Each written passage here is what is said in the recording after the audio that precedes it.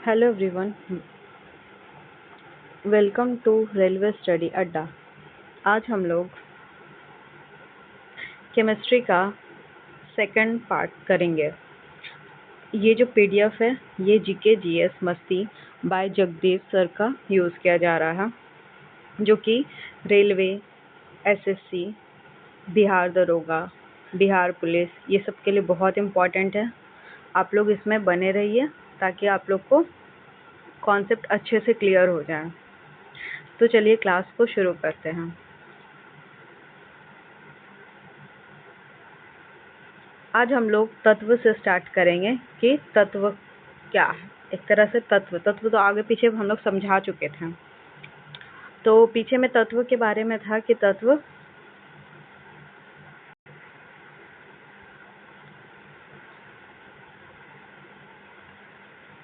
में क्या हो जाएगा, एक धातु, अधातु और उपधातु होता है। तत्व को हम लोग 3 पार्ट में बांटते हैं।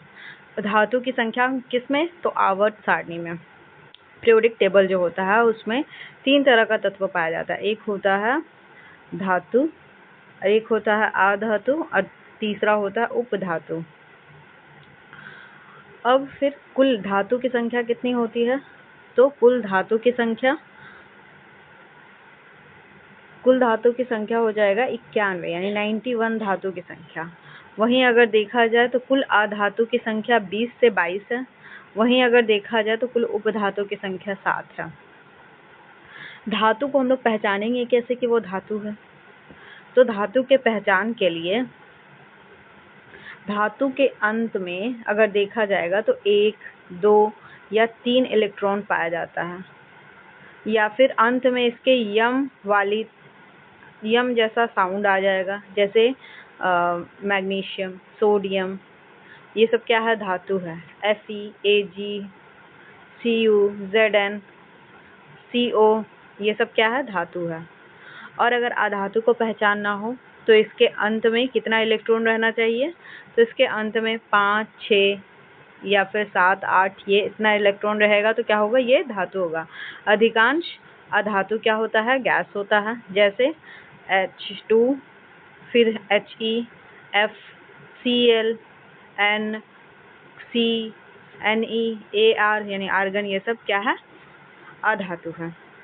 वहीं अगर उपधातु देखा जाएगा तो इसका इलेक्ट्रॉन विन्यास कितना हो जाएगा, यानी कि इलेक्ट्रॉन जो इसके बाह्यतम कक्षा में इलेक्ट्रॉन होगा तो कितना हो जाएगा, वो 4 होगा।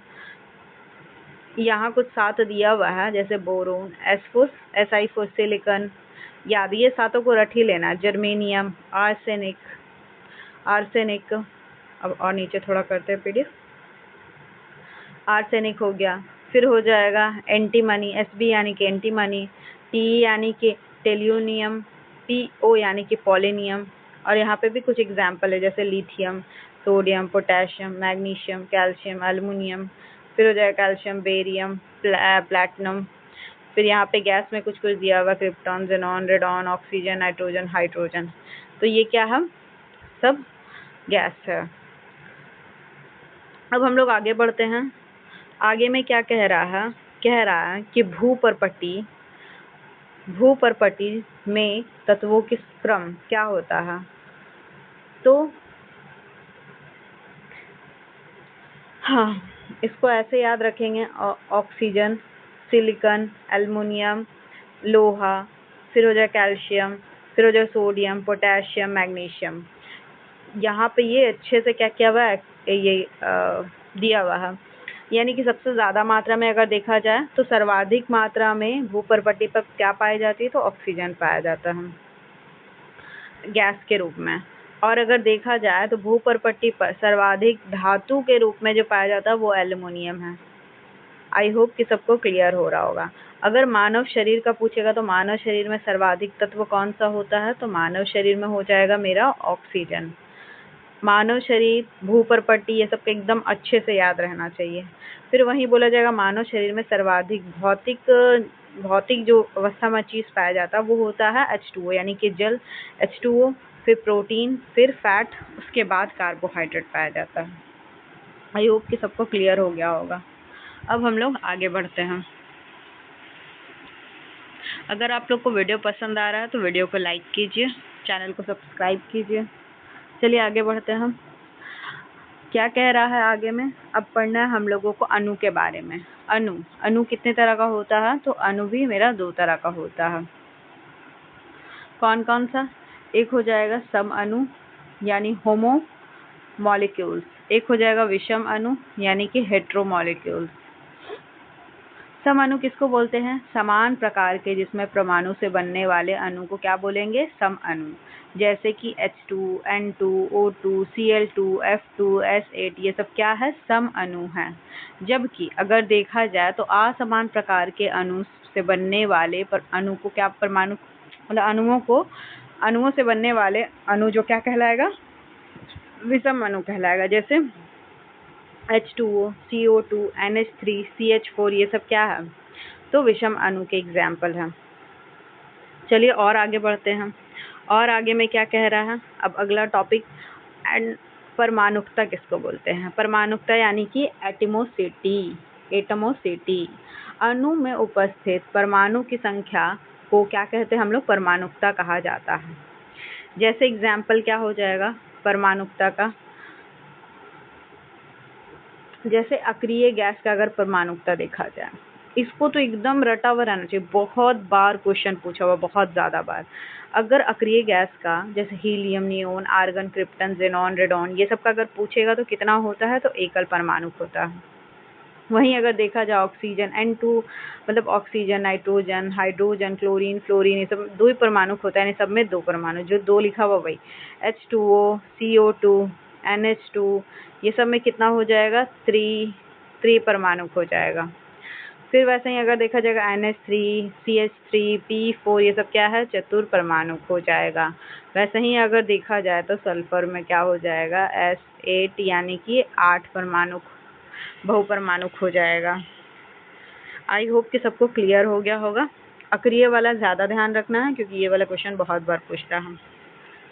अब हम लोग आगे बढ़ते हैं।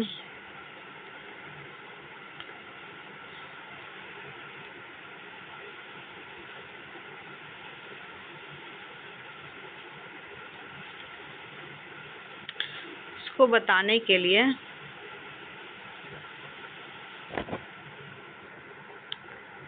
स्क्रीन थोड़ा सा आप लोग थोड़ा एडजस्ट कर लीजिएगा। जैसे यहाँ पे बता रहा है तत्व और उसके परमाणु संख्या, फिर उसके आगे में उसका इलेक्ट्रॉन क्या होगा, फिर बता रहा है इलेक्ट्रॉन विन्यास, फिर संयोजी इलेक्ट्रॉन किसको? कोर इलेक्ट्रॉन क्या हो जाएगा, फिर संयोजकता उसका क्या होगा, फिर वो धातु है कि अधातु है कि उपधातु है। तो इसको समझना है हम लोग को।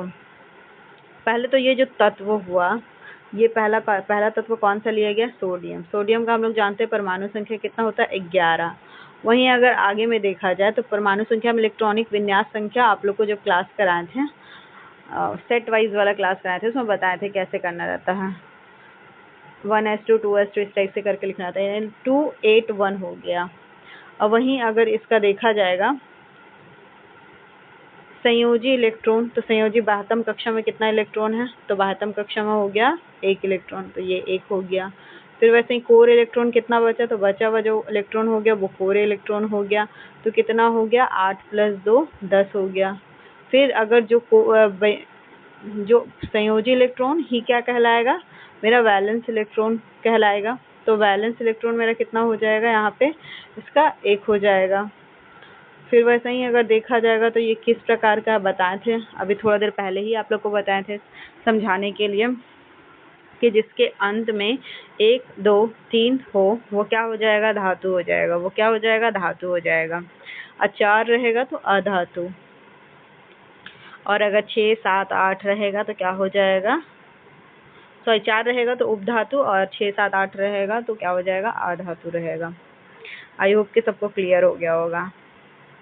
तो चलिए बस अब थोड़ा जो बचा हुआ है उसको पढ़ ले रहे हैं। जैसे कि यहाँ पे बता रहा है मैग्नीशियम का। मैग्नीशियम का हम लोग जानते हैं कितना होता है? मैग्नीशियम का हो जाएगा परमाणु संख्या 12।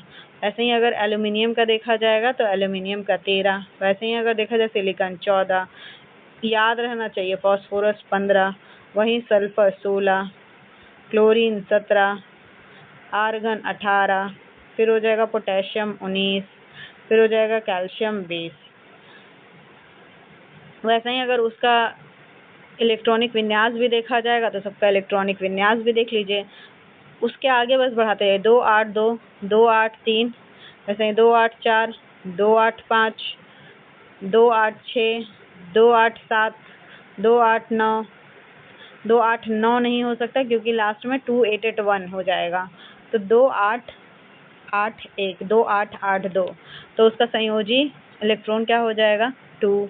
बाह्यतम कक्षा में 3 4 5 6 7 8, फिर इसके बाह्यतम कक्षा में कौन सा, ये वाला इलेक्ट्रॉन हुआ यानी 1, इसके बाह्यतम कक्षा में ये वाला इलेक्ट्रॉन है यानी कि 2।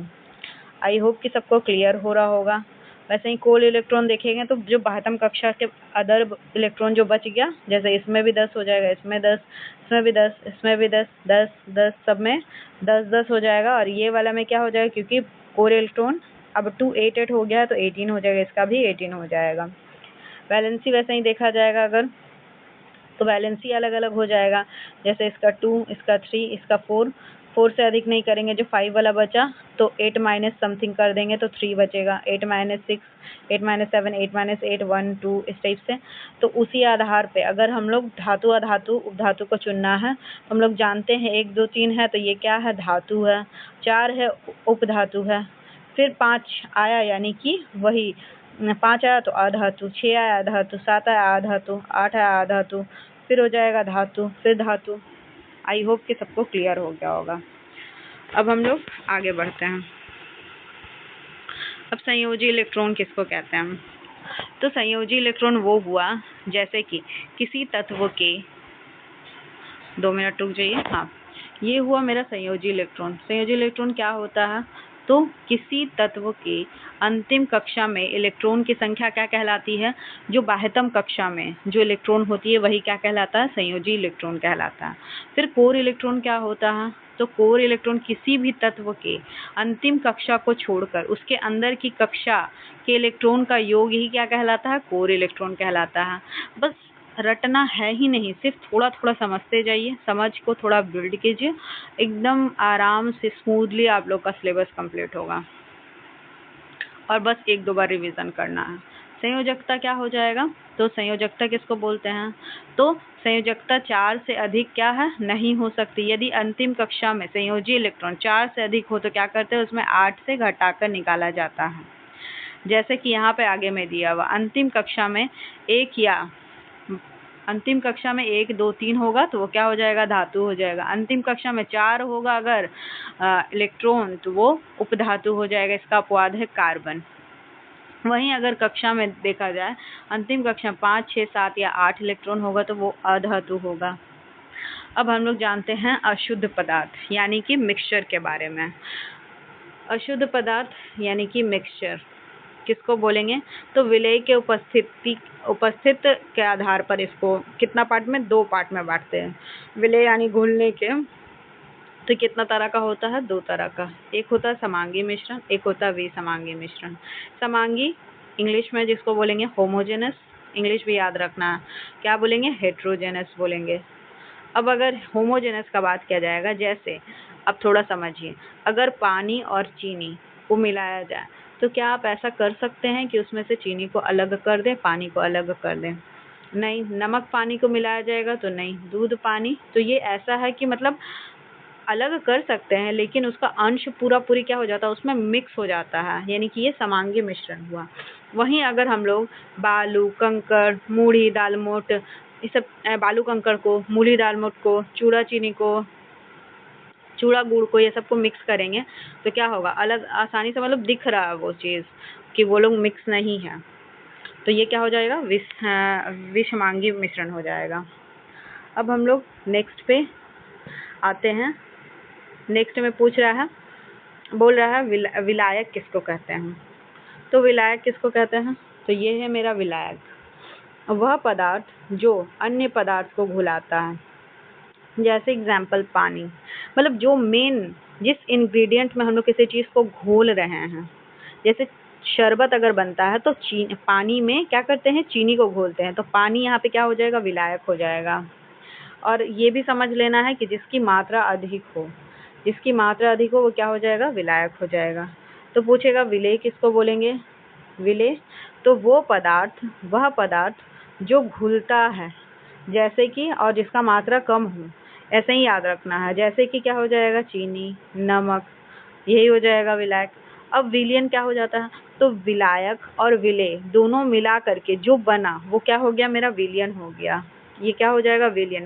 विलेय प्लस विलायक मिल करके क्या बन गया, विलयन बन गया है। इंग्लिश में बोलेंगे सॉल्यूशन, सॉल्यूट प्लस सॉल्वेंट मिल करके। सॉल्यूट किसको बोलते हैं, घुलने वाला को सॉल्यूट बोलते हैं, और मात्रा में क्या हो, ये कम हो, जैसे चीनी। और सॉल्वेंट किसको बोलते हैं, घोलने वाला जो घोल रहा है, मात्रा में क्या हो, ज़्यादा हो, जैसे पानी। तो मिल करके क्या बना, शरबत बना। आई होप कि सबको क्लियर हो गया होगा। अब चलिए हम लोग आगे बढ़ते हैं। अब बता रहा है प्रमुख मिश्र धातु। प्रमुख मिश्र धातु क्या है, जैसे कि समांगी मिश्रण का उदाहरण क्या हो जाएगा, समांगी मिश्रण का उदाहरण जैसे पीतल। पीतल किसका है, मिश्र धातु है। तो याद रखना पी-ता-जी, यानी कि तांबा और जस्ता, मतलब याद रखने के लिए है। बाकी अपना भी ट्रिक बना सकते हैं, या नहीं भी ना, नॉर्मली याद रख सकते हैं, याद रहता है। कांसा का वैसे ही बोलेगा तो कांसा का तांबा और टिन से मिलकर के क्या बनता है, कांसा बनता है। वैसे ही अगर देखा जाए तो रोल गोल्ड क्या चीज़ से बनता है, तो कॉपर और एल्यूमिनियम से मिलके क्या बनता है, रोल गोल्ड बनता है। इसको भी ध्यान रखना है। जर्मन सिल्वर, ये तो है एकदम मोस्ट इम्पॉर्टेंट। जर्मन सिल्वर क्या है, मोस्ट इम्पॉर्टेंट। ऐसा क्यों है कि ये मोस्ट इम्पॉर्टेंट है, इसका कारण ये है, जर्मन सिल्वर में सिल्वर ही नहीं होता है, तो क्या क्या होता है, I am really sorry, German silver में होता है आपका तांबा होता है, क्या होता है, जिंक होता है, और निकेल होता है। इसीलिए ये ज़्यादा पूछता है, क्योंकि नाम है जर्मन सिल्वर। अगर बच्चा को पता नहीं है, अगर वो तुक्का लगाएगा तो इसमें सिल्वर ज़रूर मारेगा, इस वजह से इसमें थोड़ा कन्फ्यूज़न है। तो ये क्या हो जाएगा, तांबा, जिंक, और क्या हो जाएगा, तो निकेल। इसका क्या है, बिल्कुल सही जवाब है। याद रखिएगा, तांबा, जिंक, निकेल। अब चलिए आगे बढ़ते हैं। जैसे कि बोल रहा है कि विद्युत फ्यूज क्या चीज़ का बना रहेगा, तो शीशा प्लस टिन मिल करके क्या बनेगा, शीशा प्लस टिन मिल करके विद्युत फ्यूज। वहीं अगर देखा जाए बारूद किस चीज़ से, तो शोरा का फॉर्मूला होता है KNO3, गंधक यानी कि सल्फर, चारकोल, ये मिल करके क्या बनता है, बारूद बनता है। आई होप इतना सबको क्लियर हो गया होगा। अब हम लोग आगे बढ़ते हैं।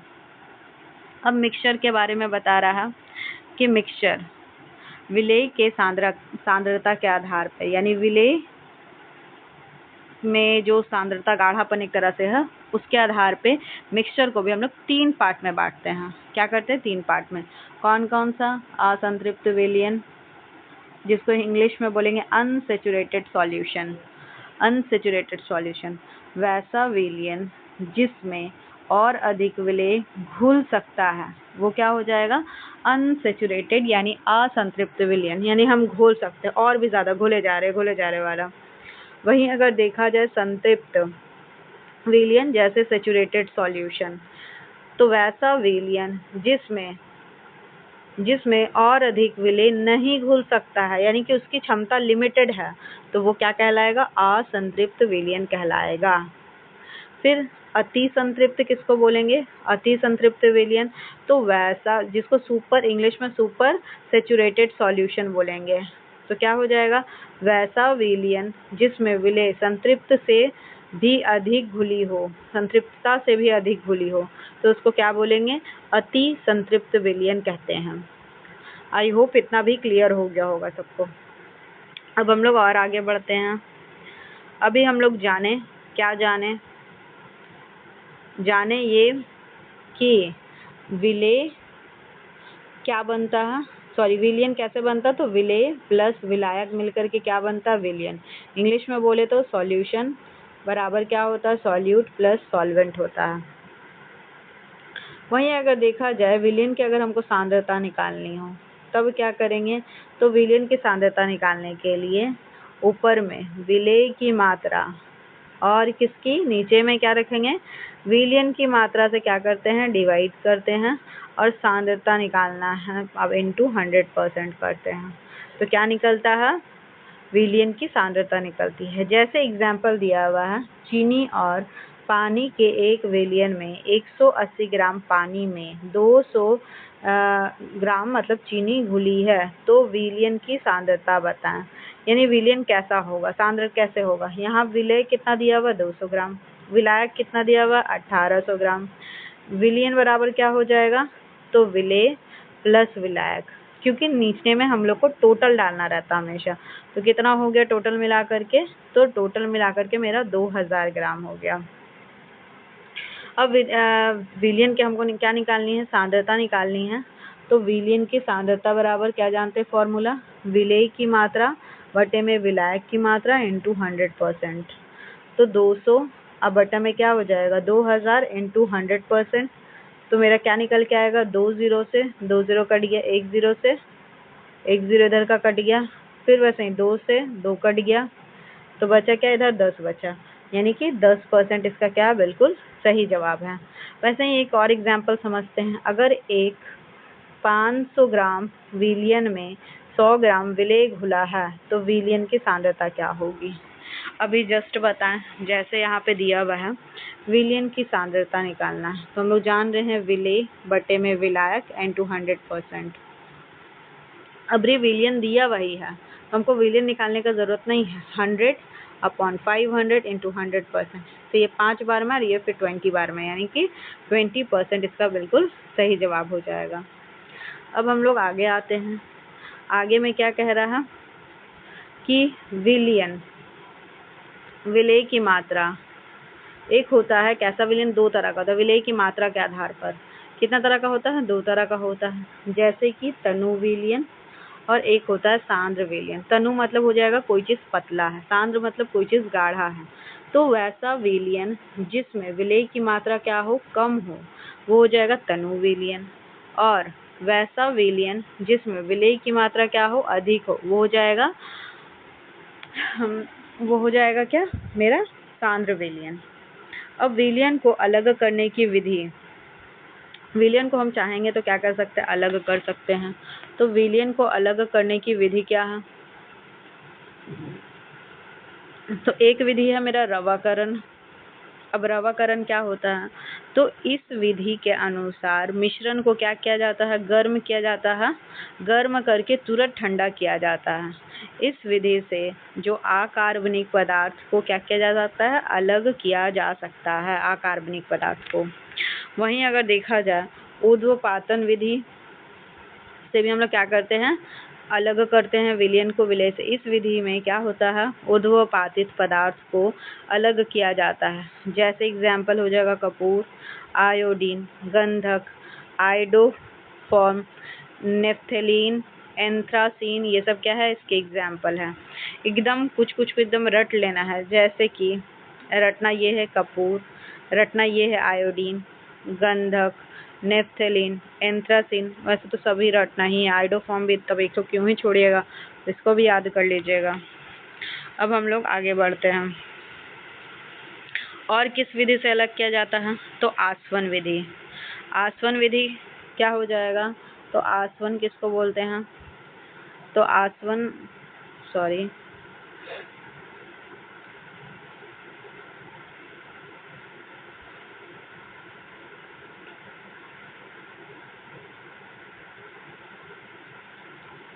आसवन विधि, इस विधि से मिश्रण को गर्म कर ठंडा किया जाता है। आसवन विधि में क्या होता है, मिश्रण को गर्म कर ठंडा किया जाता है। इस विधि से अशुद्ध जल को शुद्ध जल, मतलब अशुद्ध जल को शुद्ध जल यानी कि आसुत जल में किया जाता है, इसको ध्यान रखना है।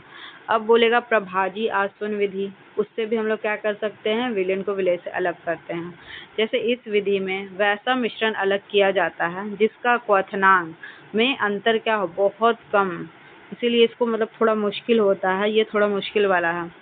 जैसे कि पेट्रोलियम के उत्पाद, पेट्रोलियम के उत्पाद में कौन कौन सा हो जाएगा, जैसे कि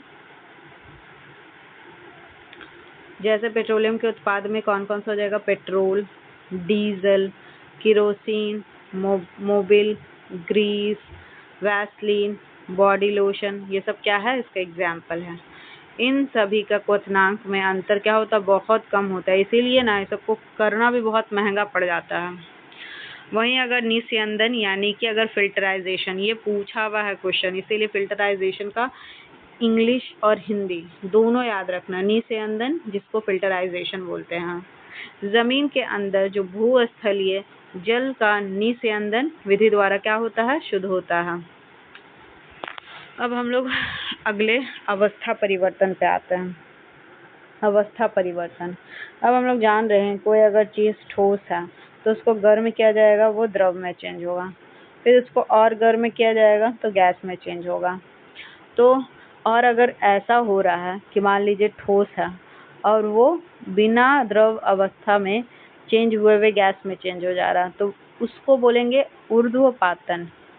लेकिन अगर गर्म कर रहे हैं और उसके बाद चेंज हो रहा है, वो मेरा द्रवन कहलाएगा, यानी मेल्टिंग। और वहीं द्रव को अगर हम लोग गर्म कर रहे हैं, गैस बन रहा है, तो वो मेरा वाष्पन कहलाएगा। समझ आया, यानी कि क्लियर हो गया।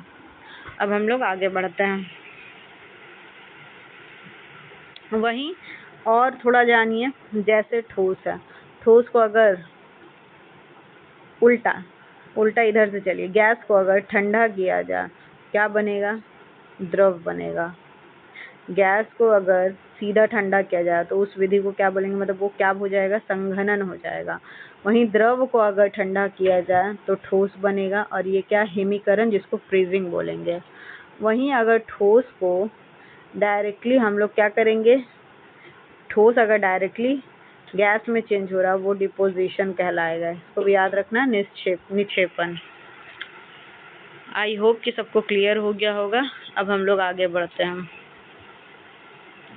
कुछ इम्पॉर्टेंट ऊर्ध्वपातित क्या है, पदार्थ है, जैसे कौन कौन सा, जैसे कपूर, एंथ्रासीन, नेफ्थेलीन, आयोडीन, आइडोफॉर्म, नौसादर जिसका फॉर्मूला NH4Cl, ठोस कार्बन डाइऑक्साइड, ये सब क्या है, ऊर्ध्वपातित पदार्थ है।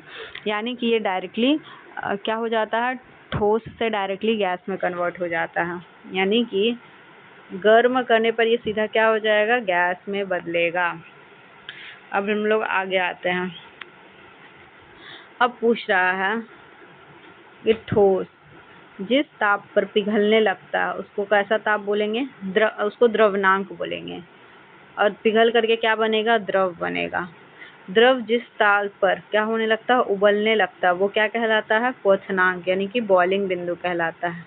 और क्या बन जाता है, गैस। इसका जस्ट उल्टा, अगर गैस जिस ताप पे संघनित हो रहा है, यानी ओस बनने लगे, तो उसको संघनन बोलेंगे, यानी कि कंडेंसेशन। वहीं अगर क्या बन जाएगा, द्रव बन जाएगा। और वहीं अगर द्रव जिस ताप पर जमने लगे तो उसको क्या बोलेंगे, हिमांक बिंदु बोलेंगे, यानी फ्रीजिंग पॉइंट बोलेंगे, और वो क्या बन जाएगा, ठोस बन जाएगा। अब हम लोग आगे बढ़ते हैं। पानी का क्वथनांक क्या होता है, पानी का क्वथनांक होता है 100 डिग्री सेल्सियस। वहीं अगर फ़ारेनहाइट में देखा जाए तो फ़ारेनहाइट में कितना हो जाएगा, 212 डिग्री फ़ारेनहाइट। वहीं अगर केल्विन में देखा जाए 373 केल्विन, और वहीं 80 रैंकिन स्केल। अब अगला में क्या हो जाएगा, हम लोग वाष्पन और क्वथनांक के बीच में अंतर को समझेंगे। क्या बता रहा है, यह किसी भी, वाष्पन क्या होता है, यह किसी भी ताप पर होता है, जबकि क्वथनांक एक निश्चित ताप पर होता है। वहीं अगर देखा जाएगा वाष्पन, तो यह केवल ऊपरी सतह पर वाष्पन होता है। और अगर देखा जाए कि क्वथनांक के बारे में, तो यह द्रव के सभी स्थानों पर होता है। आप खौलता हुआ पानी को देख सकते हैं। और वाष्पन के लिए, जैसे कि समुद्री पानी का जो वाष्पन हो रहा है, वेपराइजेशन हो रहा है, उससे भी समझ सकते हैं कि उसका सिर्फ ऊपर लेयर का ही हो पाता है, पूरा अंदर से ऐसा थोड़ी ना होता है कि सूरज का रोशनी पड़ रहा है, एकदम खौल रहा है, एकदम समुंदर खौल रहा है तो खौल रहा है, ऐसा तो होता नहीं है। तो इससे मतलब थोड़ा सा ध्यान रख सकते हैं आप लोग। तो अब चलिए आगे बढ़ते हैं। अब बोल रहा है वाष्पन की दर को प्रभावित करने वाले प्रमुख कारक, यानी कि कौन कौन सा ऐसा कारक है जो वाष्पन की दर को क्या करता है, प्रभावित करता है। यानी कि तापमान बढ़ने, पहला तापमान बढ़ने पर क्या होगा, वाष्पन का दर बढ़ेगा। वहीं अगर देखा जाए शुष्क मौसम होगा तो वाष्पन क्या होगा, बढ़ेगा। वहीं अगर देखा जाए तो आर्द्र मौसम होगा तो वाष्पन क्या होगा, घटेगा। वहीं अगर देखा जाए तो वायु का अगर वेग बढ़ेगा तो वाष्पन क्या होगा, बढ़ेगा। पृष्ठ का अगर क्षेत्रफल बढ़ेगा तो वाष्पन क्या होगा, बढ़ेगा। आई होप कि सबको समझ आ गया होगा। पृष्ठ क्षेत्रफल यानी कि जितना बड़ा सरफेस एरिया रहेगा, जैसे समुद्र का एरिया बहुत बड़ा है तो वहां पर का वाष्पन दर क्या हो जाएगा, स्पीड होगा। अब चलिए आगे बढ़ते हैं। क्वथनांक किसको बोलेंगे, तो क्वथनांक क्या है, क्वथनांक को इंग्लिश में भी याद रखिएगा, बॉइलिंग पॉइंट। क्या हो जाएगा, दाब बढ़ने पर किसी चीज में, यानी कि पानी का अगर हम लोग दाब बढ़ाएंगे तो क्वथनांक क्या होगा, बढ़ जाएगा। वहीं अगर दाब घटेगा तो क्या हो जाएगा, क्वथनांक भी घटेगा। जैसे प्रेशर कुकर, जैसे पहाड़ पर जाने पर खाना देरी से क्या होता, बनता है। क्यों देरी से बनता है, वहाँ ऊंचाई बढ़ता है तो वायु दाब क्या हो जाता है, घट जाता है, और दाब घटेगा तो क्वथनांक भी क्या हो जाएगा, घट जाएगा। इस वजह से खाना पकने में क्या होगा, देरी होगा। वही होगा गलनांक, तो गलनांक तो क्या होगा, तो गलनांक को बोलेंगे मेल्टिंग पॉइंट, यानी कोई ऐसा बिंदु जिसपे कोई चीज गल जा रहा है। तो क्या हो जाएगा, दाब बढ़ने पर क्या हो जाएगा, गलनांक घटेगा। जैसे ग्लेशियर का नीचे से पिघलना, क्योंकि नीचे का दाब क्या होता है, अधिक होता है। वैसे ही दाब अगर बढ़ेगा, दाब घटेगा तो क्या होगा, गलनांक बढ़ेगा। इसमें उल्टा ये होता है, प्रपोर्शन होता है। फिर इस नोट को याद रखना है। नोट नंबर 1, जब पानी में अशुद्धि मिलाया जाता है तो क्वथनांक क्या हो जाता है, बढ़ जाता है। वहीं दूसरा में जब बर्फ में नमक मिलाया जाता है तो उसका गलनांक क्या हो जाता है, घट जाता है। इसीलिए बड़ा शहर वगैरह में देखे होंगे तब नमक छीटा जाता है जहाँ पे बहुत ज़्यादा बर्फबारी वगैरह होता है। तो अब कुछ इम्पोर्टेंट तथ्य दिया हुआ है, मुख्य तथ्य, जैसे गोताखोर के बारे में। गोताखोर क्या करते हैं, अधिक गहराई में जाते हैं तो किस तरह का सिलेंडर का यूज़ करते हैं। अगर गोताखोर अधिक गहराई में गया है तो उसके सिलेंडर में O2 प्लस हीलियम, यानी ज़्यादा नीचे जाने पर हमको हीलियम गैस का ज़रूरत पड़ेगा। अगर कम गहराई में गया है तो O2 प्लस नाइट्रोजन गैस का यूज़ करेगा।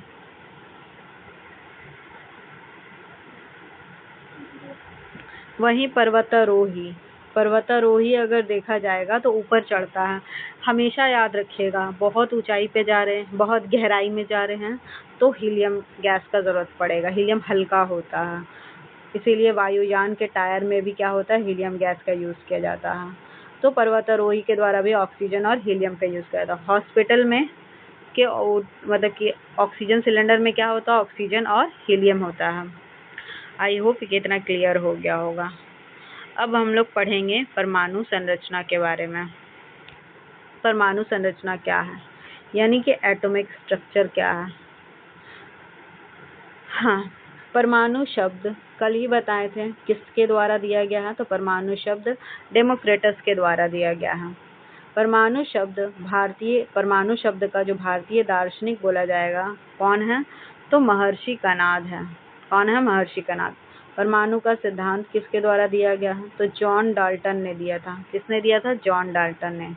परमाणु अविभाज्य है, ये किसने बताया, तो ये भी बताया है जॉन डाल्टन के द्वारा। तत्व का सूक्ष्मतम अणु क्या होता है, सूक्ष्मतम कण क्या होता है, तो परमाणु होता है। इसको भी ध्यान रखना है। परमाणु कहते किसको हैं, परमाणु को हम लोग दो पार्ट में बांटते हैं। परमाणु सूक्ष्मतम अणु मतलब कि कण होता है, ये बता चुके हैं। परमाणु को हम लोग कितने पार्ट में बांटेंगे, दो पार्ट में। एक हो जाएगा मौलिक कण, एक अमौलिक कण। इसकी खोज करता है। मौलिक कण में कौन कौन हो जाएगा, जैसे इलेक्ट्रॉन, प्रोटॉन, न्यूट्रॉन। और इलेक्ट्रॉन की खोज जे थॉमसन के द्वारा किया गया था। प्रोटॉन की खोज गोल्डस्टीन या रदरफोर्ड अगर मतलब सेकेंडरी में रदरफोर्ड, ऐसे गोल्डस्टीन ही दिया रहेगा ज़्यादातर जगह पर। न्यूट्रॉन की खोज किसके द्वारा किया गया था? तो जेम्स चैडविक के द्वारा किया गया था। आई होप कि इतना सबको याद होते जा रहा। मौलिक कण मतलब इसी का भी समझ लीजिए, मौलिक कण का ही सब होता है ना, वही है। यानी कि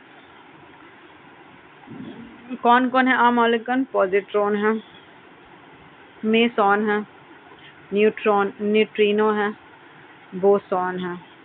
अब खोज किसके द्वारा? तो पॉजिट्रॉन का एंडरसन के द्वारा किया गया। वहीं अगर मेसॉन का युकावा के द्वारा, न्यूट्रिनो का पाउली के द्वारा। वहीं अगर देखा जाएगा तो बोसोन का पीटर बोसोन के द्वारा किया गया। ये सब क्या है? इसके खोज करता है, ध्यान रखना है। एक नोट यहाँ याद रखिएगा, जैसे कि नोट में हो जाएगा इलेक्ट्रॉन का जो प्रतिकण होता है जिसको एंटी पार्टिकल बोलेंगे, वो कौन सा है? पॉजिट्रॉन है। अब यहाँ पर मौलिक कण और उसका आवेश, आवेशमान, सापेक्षिक आवेश, ये सब क्या है वो सब देखेंगे। तो इलेक्ट्रॉन क्या है? सबसे हल्का मौलिक कण है। ये कैसा होता है इसका आवेश, मतलब इस पे चार्ज कैसा होता है? नेगेटिव, और ये कैथोड कहलाता है। आवेश मान क्या हो जाएगा इसका? 1.6 × 10⁻⁻19 कूलम्ब होता है। सापेक्षिक आवेश क्या हो गया? वही -1 हो गया। भार इसका देखा जाए तो कितना होता है? 9.1 × 10⁻31 kg होता है, या इसी को लिख लें 9.1 × 10⁻28 ग्राम। सापेक्षिक भार देखा जाए तो 0.0005, लगभग 0 ही होता है। वहीं प्रोटॉन का अगर देखा जाए तो प्रोटॉन क्या होता है? धनात्मक होता है इसका आवेश, और ये एनोड कहलाएगा। और इसका अगर चार्ज देखा जाए यानी आवेश देखा जाए +1 × 10⁻⁻19 कूलम्ब हो जाएगा। वहीं इसमें +1 का मान हो जाएगा। और अगर देखा जाए इसका भार 1.6724 × 10⁻⁻27 kg या 1.6724 × 10⁻24 ग्राम। वहीं इसका सापेक्षिक भार कितना हो जाएगा? 1.007 हो जाएगा। वहीं अगर न्यूट्रॉन का देखा जाए तो न्यूट्रॉन सबसे भारी मौलिक कण होता है, आवेशहीन होता है। कैसा होता है? ये आवेशहीन होता है। जब आवेशहीन होता है आवेशमान क्या हो जाएगा? 0 हो जाएगा, 0 हो जाएगा। सापेक्षिक भार क्या हो जाएगा? 0 हो जाएगा। फिर इसका अगर भार देखा जाए 1.67 × 10⁻⁻27 या ग्राम में 1.67 × मतलब 24 × 10⁻24 ग्राम। वहीं अगर देखा जाए इसका सापेक्षिक भार तो 1.008 ग्राम 8 होगा।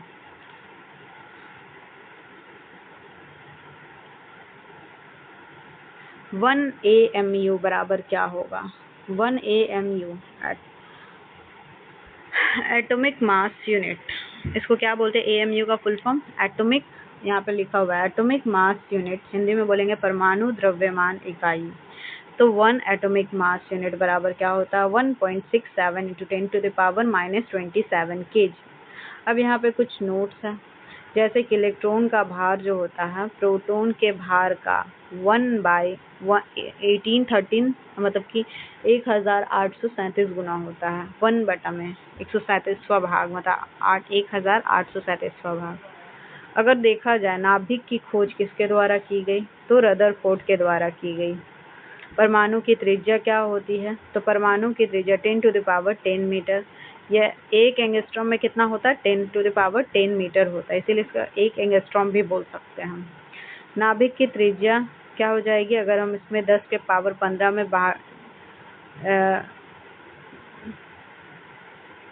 त्रिज्या 10⁻−15 मीटर होगा। एक फर्मी में क्या होता है? 10⁻15 मीटर ही होता है। न्यूक्लियॉन किसको बोलेंगे? न्यूक्लियॉन बोलेंगे प्रोटॉन प्लस न्यूट्रॉन मिलकर न्यूक्लियॉन बनेगा। अब हम लोग आगे बढ़ते हैं। परमाणु की त्रिज्या तथा नाभिक त्रिज्या में अंतर क्या होता है? अंतर कितना का होता है? ये क्वेश्चन पूछा हुआ है। परमाणु की त्रिज्या और नाभिक की त्रिज्या में क्या हो जाएगा? परमाणु देखिए ये हो जाएगा, ये तो पूरा जो है ये परमाणु है, उसके अंदर का ये नाभिक है, इसके बीच का जो अंतर हो जाएगा 10⁻⁻5 होता है। यहाँ पे इस चीज़ को अच्छे से दर्शाया गया है। आई होप कि आप लोग को समझ आ रहा है। ये परमाणु की त्रिज्या है और ये आपका नाभिक की त्रिज्या हो जाएगा। अब बता रहा कि नाभिक में न्यूट्रॉन और प्रोटॉन दोनों होते हैं। नाभिक में क्या होते हैं? न्यूट्रॉन और प्रोटॉन दोनों। इसे हम लोग को न्यूक्लियोनो कहते हैं। फिर वहीं अगर देखा जाए, इलेक्ट्रॉन कक्षा में क्या करते हैं? चक्कर लगाते हैं। इलेक्ट्रॉन क्या करते हैं? कक्षा के चारों तरफ चक्कर लगाते हैं। रदरफोर्ड का परमाणु मॉडल, इससे यहाँ से हम लोग कल कंटिन्यू करेंगे क्लास को। आई होप कि आप लोग को क्लास पसंद आ रहा होगा। तो क्लास को लाइक कीजिए, चैनल को सब्सक्राइब कीजिए। Thank you so much.